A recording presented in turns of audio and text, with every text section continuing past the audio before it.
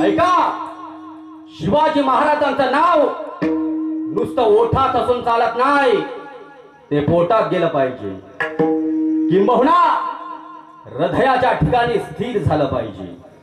असं झाल्याने जीवनाच्या रंगाचा बेरंग न होता जीवनाच्या रंगाचा श्रीरंग होतो.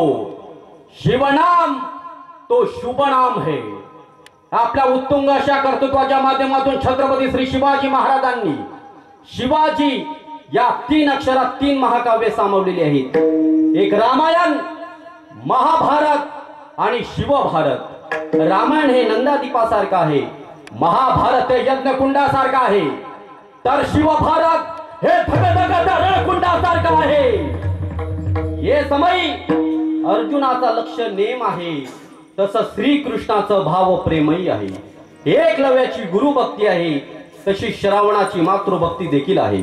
भगीरथाचा प्रयत्न आहे, तसं कर्णाचं दातृत्व देखील आहे. असं अलौकिक जीवन चरित्राच्या या भूतलावर ते निर्माण केलं. ते युगनायक युगपुरुष छत्रपती श्री शिवाजी महाराजांना प्रार्थना करूया. महाराज, काळाची गरज म्हणून तुमच्या चारित्र्यगतीचं धर्मकीर्तन आम्ही वारकरी संप्रदायाच्या व्यासपीठावरती मांडलेलं आहे. हे धर्मकीर्तन ऐकण्याकरता आइए महाराज विराजिए, आइए महाराज विराजिए, आइए महाराज विराजिए, आइए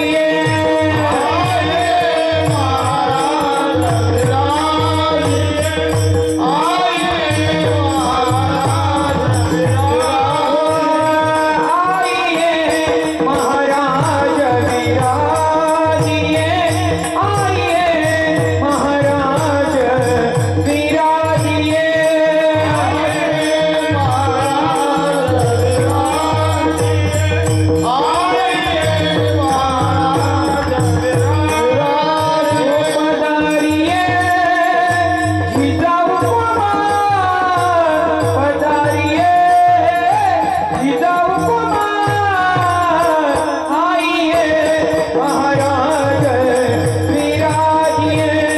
आइए महाराज विराजिए,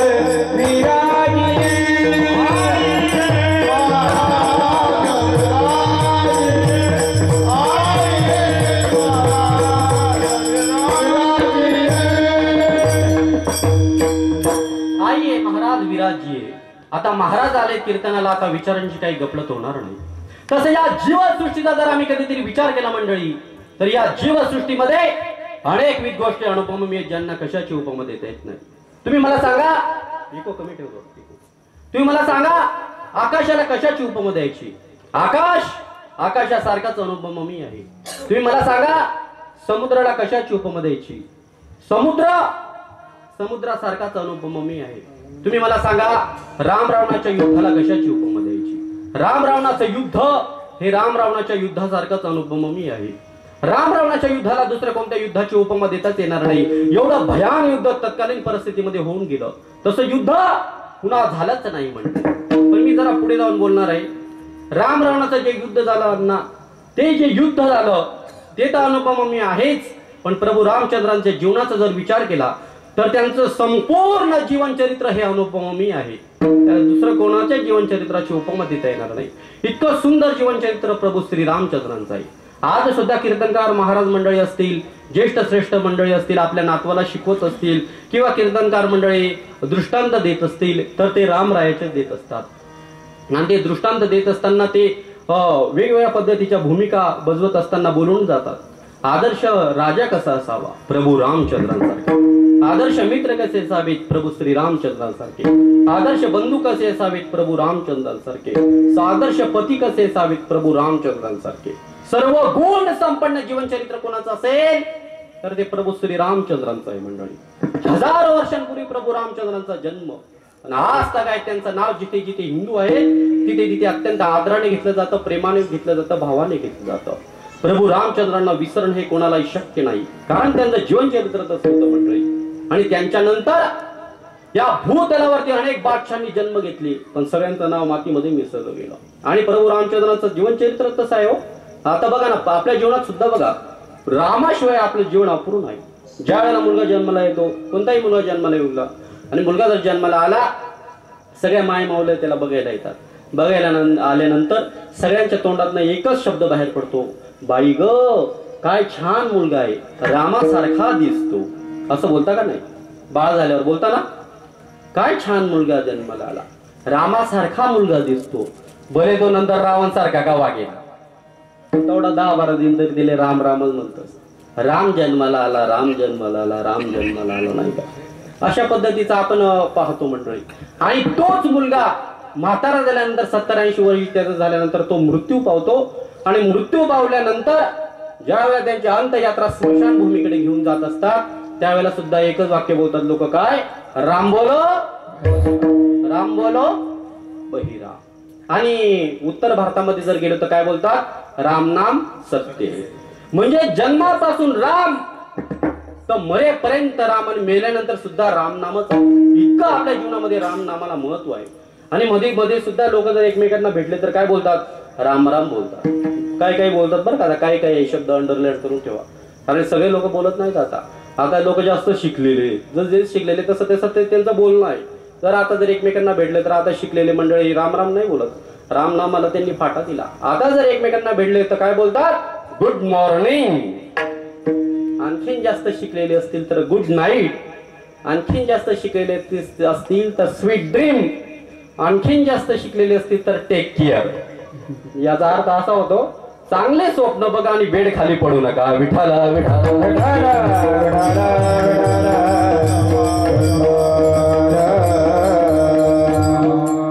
पण किती शिकले महाराज यांनी राम नामाला फाटा दिला, पण तरी सुद्धा यांच्या जीवनातला राम जाणारच नाही. कारण तुम्ही बोलून गेलो मगाशी, जन्मापासून मेल्यानंतर सुद्धा राम नाम घेतलं जातं आपल्या हिंदू धर्मामध्ये. इतकं महत्व राम नामाला आहे. ते म्हणाल वारकरी संप्रदायाबद्दल तुम्ही काय बोलतात? वारकरी संप्रदायाचं सुद्धा तसंच आहे. वारकरी संप्रदायामध्ये ज्या वेळेला विणेकरी महाराज या ठिकाणी पंचपदीला येतात आणि पंचपदीला आल्यानंतर गळ्यात विणा घेतात, आणि गळ्यात विणा घेतल्यानंतर त्यांच्या तोंडातनं पहिला अक्षर बाहेर पडतो तो राम नामाचा, राम कृष्ण हरी. म्हणजे कीर्तनाची सुरुवात झाली ती सुद्धा रामाने. आणि ज्या वेळेला कीर्तन पूर्ण समाप्त होतो, विनेकरी बाबा पुन्हा इथं येतात, त्यावेळेला त्यांच्या तोंडातनं शेवटचा अक्षरही तोच बाहेर पडतो, ज्ञानदेव तुका राम. म्हणजे सुरुवातीपासून तर शेवटपर्यंत वारकरी संप्रदायामध्ये सुद्धा राम नामाला अत्यंत असं महत्व आहे. आणि पूर्ण कीर्तनामध्ये सुद्धा राम नामच चालू आहे का नाही? राम राम राम राम राम राम राम राम, दुसरं काहीच नाही कीर्तनामध्ये.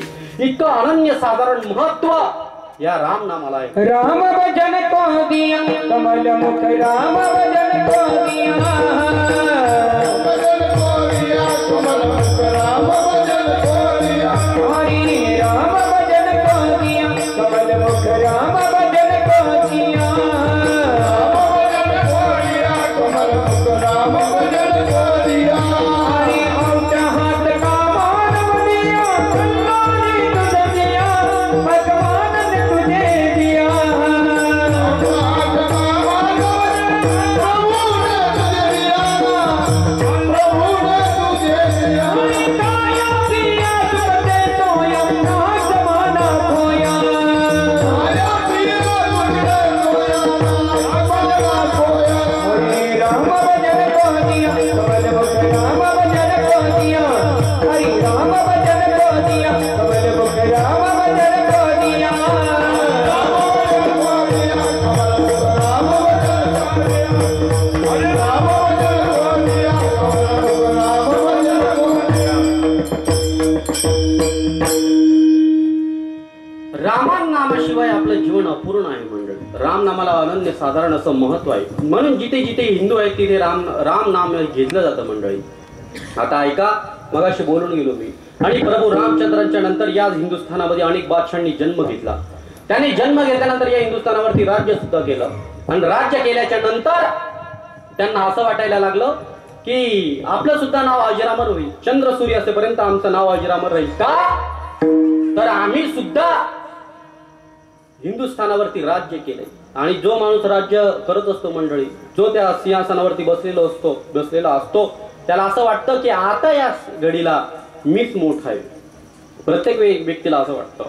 पण व्यक्ती मोठा राहत नाही मंडळी, माणूस मोठा राहत नाही. त्याची खुर्चीला फार महत्व असतं. एकदा खुर्ची गेली की तो व्यक्ती सामान्य होत असतो. आणि या लोकांना सुद्धा एवढं हिंदुस्थानावरती राज्य केलं पण त्यांना कोणी पुत्र सुद्धा विचारत नाही. सगळ्यांची नावं मातीमध्ये मिसळले गेले. पण ऐका मंडळी, प्रभू रामचंद्रांचं नाव आजही संपूर्ण विश्वामध्ये अत्यंत आदराने घेतलं जातं. म्हणून प्रभू रामचंद्रांबद्दल आजही म्हटलं जातं, मिट्टी में मिल गए वो बादशाह जिनको खुद पे गुमान था. अरे मिट्टी में मिल गए वो बादशाह जिनको खुद पे गुमान था. ओ पत्थर भी न पानी में डूबे जिन पे प्रभु श्री राम का नाम लिखा हुआ था. काही काही ना टाळ वाजवल्या नाही, त्यांना काय थंडी वाजून आली. दोन ओळी बोलून जातो, अशा टाळांचा कडकडाट झाला पाहिजे. पंचक्रोशीत माहिती पडायला पाहिजे. आपल्या अखंड हरिनाम संकीर्तन सप्ताहात राजा शिवछत्रपतींचं जीवनचरित्र सांगितलं जात होतं. ऐका, जीवन कसं जगावं मला रामायण शिकवता, मरावं कसं मला भागवत शिकवता. अरे जीवन कसं जगावं मला रामायण शिकवता, मरावं कसं मला भागवत शिकवता. पण या राष्ट्रकथा जगावं कसं हे आम्हाला शिवाजी महाराज शिकवता. आता झाली कीर्तनाला सुरुवात. विठ्ठल विठ्ठल. या ठिकाणी मी तुम्हाला सांगत होतो मंडळी की आई आणि लेकराचं प्रेम मी तुम्हाला सांगत होतो. या ठिकाणी आई संपूर्ण जीवन फक्त या 3 चरणांमध्ये तेच सांगितलेलं आहे की आई आपल्या लेकरावरती किती प्रेम करत असते. फार असं प्रेम आईचं आपल्या लेकरावरती असतं मंडळी, फार असं प्रेम असतं. आणि जगद्गुरु तुकाराम महाराज आज आपल्याला तेच सांगतायत. जसं आकाश समुद्र राम रावणाचं युद्ध हे अनुपममी आहेत, तसं आई लेकराचं प्रेम सुद्धा अनुपममी आहे. म्हणून आज जगद्गुरु तुकाराम महाराज संतत्वाला मातृत्वाची उपमा देतात. संतत्वाला मातृत्वाची उपमा देतात. आता महाराजांना विचारूया, महाराज संतत्वाला तुम्ही मातृत्वाची उपमा देतात, खरंच मातृत्व एवढं मोठं आहे का हो? ते संतत्वासोबत त्याची तुलना होईल असं? तर उत्तर याचं नाहीये महाराज. मातृत्व एवढं मोठं नाही, संतत्व एवढं अजिबात नाही. संतत्वाचा जर विचार केला तर मातृत्व त्या बाबतीमध्ये खुज आहे. संतत्वाचा विचार केला तर मातृत्व त्या बाबतीमध्ये लहान आहे, खूप छोटे आहे. मातृत्व एवढं मोठं नाही. पण तरी सुद्धा तुकाराम महाराज या ठिकाणी दृष्टांत कोणतं देतात तर ते आई आणि लेकराच्या प्रेमाचं देतात. मग महाराज तुम्ही असं का करतात? संतत्वाला मातृत्वाची उपमा तुम्ही का देतात? मातृत्व तर तुम्ही सांगा की लहान आहे. ऐका, मातृत्व जरी लहान असलं तरी सुद्धा जगामध्ये मातृत्व एवढं दुसरं मोठं उदाहरण नाही. म्हणून तुकाराम महाराज या ठिकाणी संतत्वाला मातृत्वाची उपमा देतात. विठ्ठल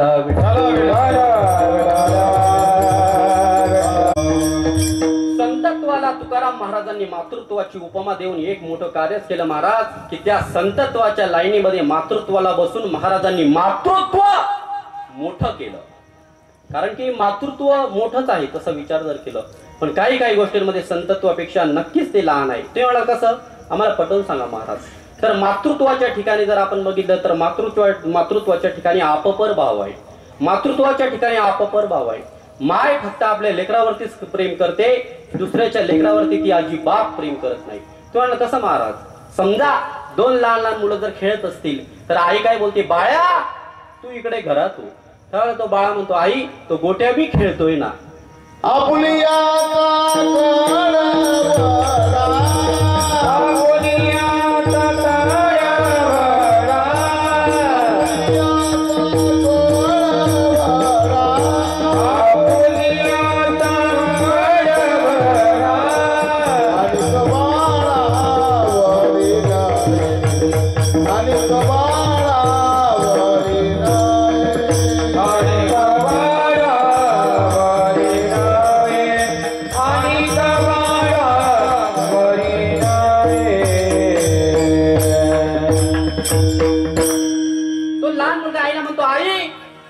गोट्या बी खेळतोय ना.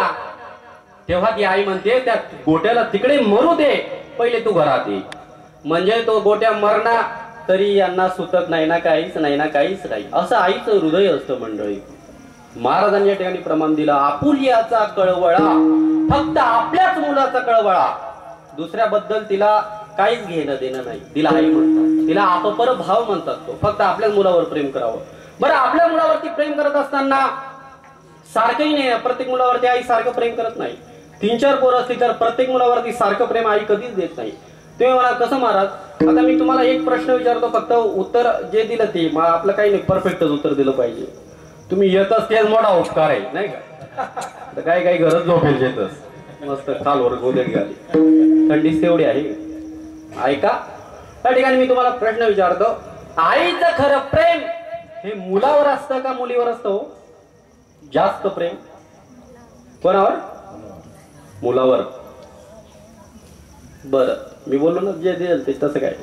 बरं, तुमचं मत आहे की मुलावरती प्रेम असतं आणि ते खरंच आहे ना. बरेच कीर्तनकार मंडळी सुद्धा नातं सांगत असताना प्रेमाचं जर उदाहरण देत असताना मुलीचं आणि बापाचं देतात की ते प्रेमळ असं अतूट आहे की बस त्याच्याशिवाय प्रेम नाही, असं ते चांगल्या पद्धतीने सगळं पटवूनही सांगतात. लोकांना खरंही पडतं, लोक रडतात सुद्धा, या गोष्टी आपल्याला माहिती आहे. पण मंडळी, नुसतं कुरवाळत बसलं त्याला प्रेम म्हणत नाही. एक तुम्ही उत्तर दिलं की आईचं खरं प्रेम मुलावर असतं, पण मी तुम्हाला खरं सांगतो, आईचं खरं प्रेम हे मुलावर नसतं, तर आईचं खरं प्रेम हे आपल्या मुलीवर असतं, मुलावर नसतं. मुलावर फक्त ती वरवर दाखवते, पण खरं प्रेम तिचा कळवळा आपल्या मुलीबद्दल असतो.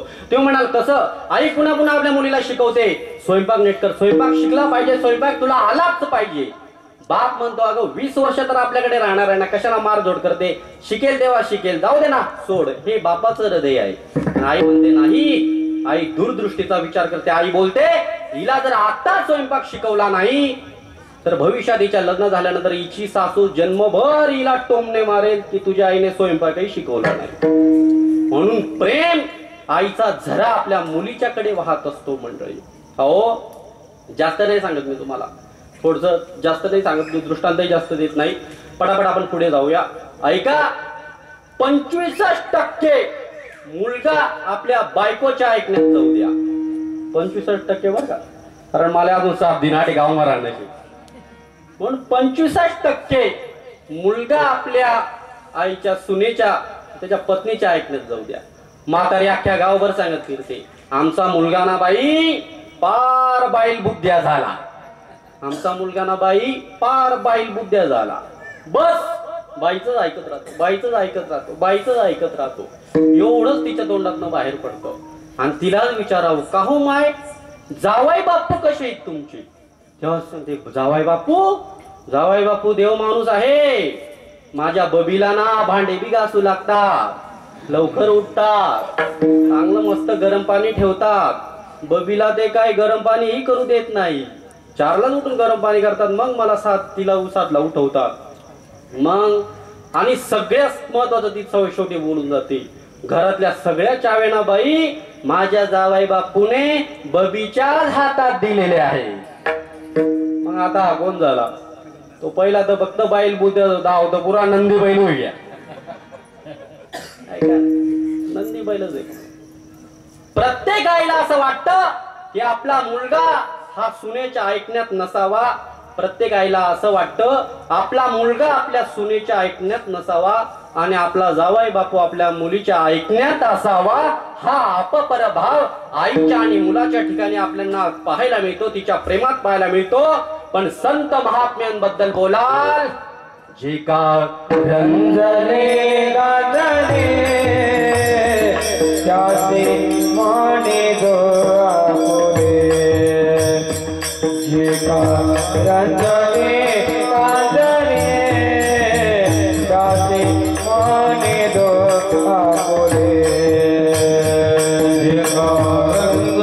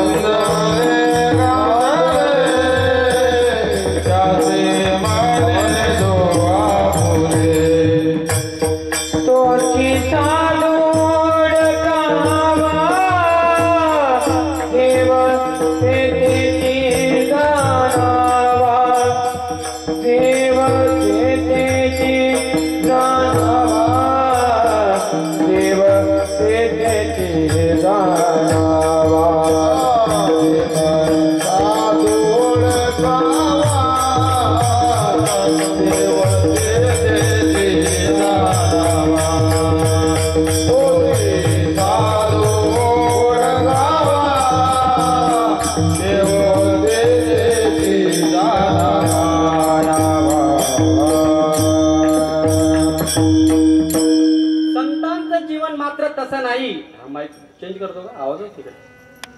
येतोय का? असं नाही मंडळी. संत महात्मे फक्त आपल्याच लेकरावरती प्रेम नाही करत, संत महात्मे संपूर्ण जगावरती प्रेम करतात मंडळी, आणि रंजल्या गांजल्यांवरती प्रेम करतात. जे का रंजले गांजले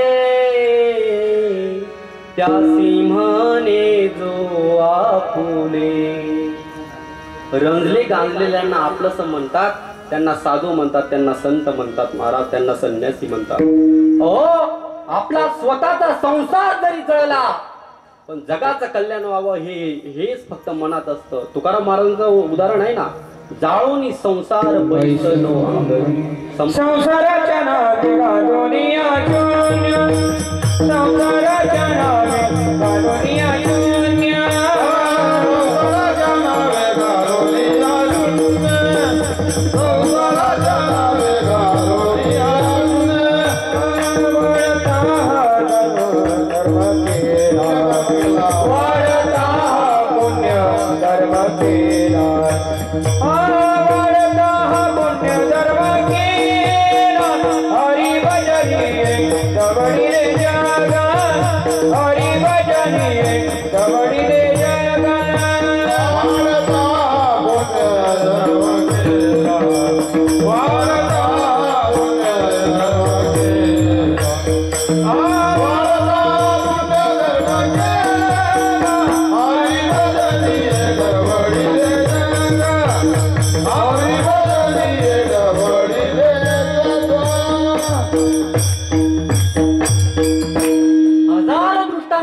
हजारो.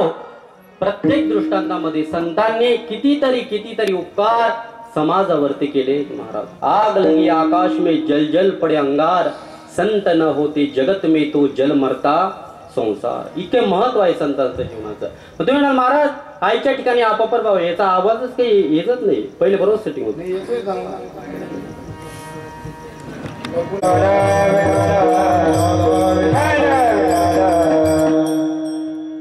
आईच्या ठिकाणी आपपर भाव आहे. आता ऐका मंडळी, आपपर भाव आईच्या ठिकाणी असला, आपल्या लेकरावरती प्रेम करत असला, असं तरी असलं तरी सुद्धा मंडळी मातृत्व हे फार मोठे, म्हणून तीनही चरणांमध्ये आईचं वर्णन महाराजांनी केलेलं आहे.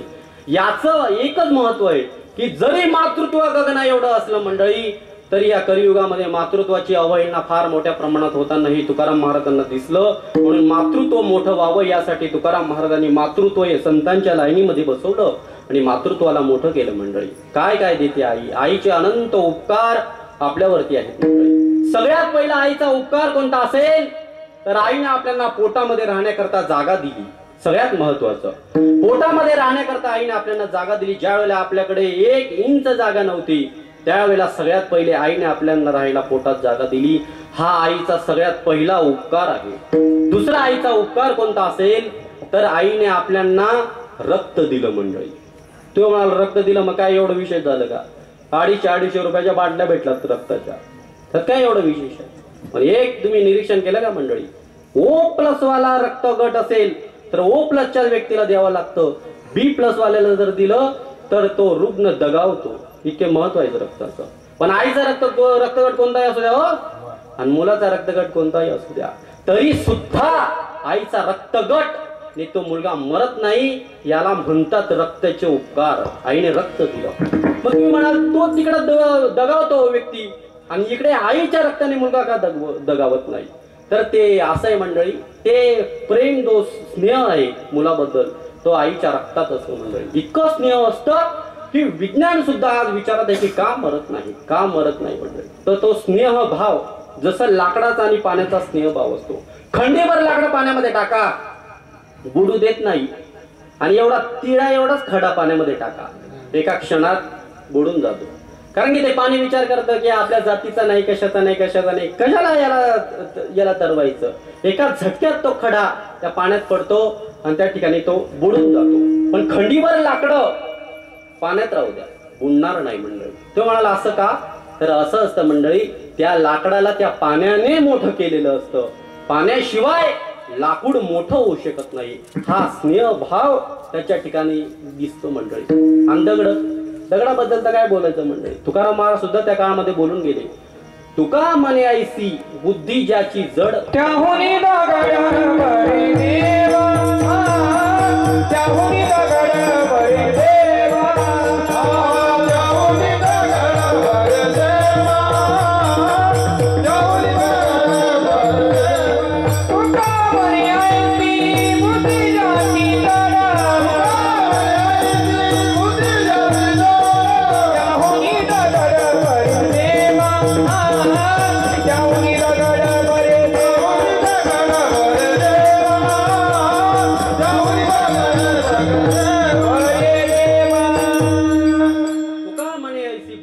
त्याची जड तया होणी दगड बरे देवा. समाजामध्ये दगड फार आहेत महाराज, फार आहेत.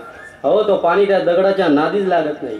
जर समजा असं पाणी वाहत असेल आणि वाहता वाहता जर एखादा दगड मध्ये आला तर ते पाणी त्या वाटेला जात नाही, त्या दगडाच्या त्याला असं वळण घेऊन पुढे निघून जातं. दगडाच्या कोण नादी लागतात, निघून जातं महाराज ते पाणी.